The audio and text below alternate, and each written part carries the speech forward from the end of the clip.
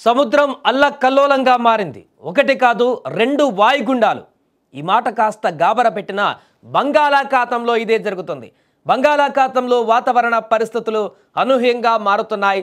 ప్రస్తుతం సముద్రంలో ఒక వాయుగుండం కొనసాగుతుండగానే మరొకటి ఏర్పడేందుకు పరిస్థితులు అనుకూలంగా ఉన్నాయని వాతావరణ శాఖ నివేదికలు చెబుతున్నాయి. మలక్కా జలసంధి సమీపంలో ఏర్పడిన తీవ్ర అల్పపీడనం మంగళవారం ఉదయం నాటికి బలపడి వాయుగుండంగా మారిపోయింది. రాబోయే 2 రోజులలో దీనిపై స్పష్టత రానుంది.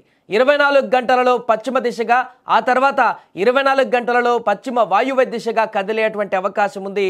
ఇది తుఫానుగా రూపాంతరం చెందొచ్చని వాతావరణ శాఖ అధికారులు సూచిస్తున్నారు. శనివారం లేదా ఆదివారం నాటికి తమిళనాడు, ఏపీ తీరాల వైపు వెళ్ళవచ్చని కూడా అంచనా వేస్తున్నారు.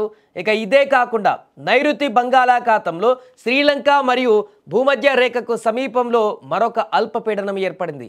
ఇది ఉత్తర వాయువ్య దిశగా కదులుతూ బుధవారం నాటికి తీవ్ర అల్పపీడనంగా, ఆ తదుపరి 24 గంటలలో వాయుగుండంగా బలపడే అవకాశం ఉంది. ఈ రెండో వ్యవస్థ మరింత బలపడి ఉత్తర తమిళనాడు వైపు కదిలే సూచనలు కనిపిస్తున్నాయి. దీని ప్రభావం ఆంధ్రప్రదేశ్, తమిళనాడు రాష్ట్రాలపైన ఉండే అవకాశం ఉందని వాతావరణ నిపుణులు అంచనా వేస్తున్నారు. ఈ వాయుగుండాల ప్రభావంతో శనివారం తర్వాత ఏపీలో వర్షాలకు అవకాశాలు ఉన్నాయి. శనివారం ప్రకారం ఇక శ్రీ పొట్టి శ్రీరాములు, నెల్లూరు, వైఎస్ఆర్ కడప, అన్నమయ్య, తిరుపతి, చిత్తూరు జిల్లాలలో భారీ వర్షాలు, అలాగే ఆదివారం ప్రకాశం, నెల్లూరు, వైఎస్ఆర్ కడప, అన్నమయ్య, తిరుపతి, చిత్తూరు జిల్లాలలో భారీ నుంచి అతి భారీ వర్షాలు, శ్రీ సత్యసాయి, నంద్యాల, బాపట్ల, పల్నాడు, గుంటూరు, కృష్ణా, ఎన్టీఆర్, ఏలూరు, పశ్చిమ గోదావరి జిల్లాలలో భారీ వర్షాలు కురుస్తాయని కూడా అంచనా వేస్తుంది.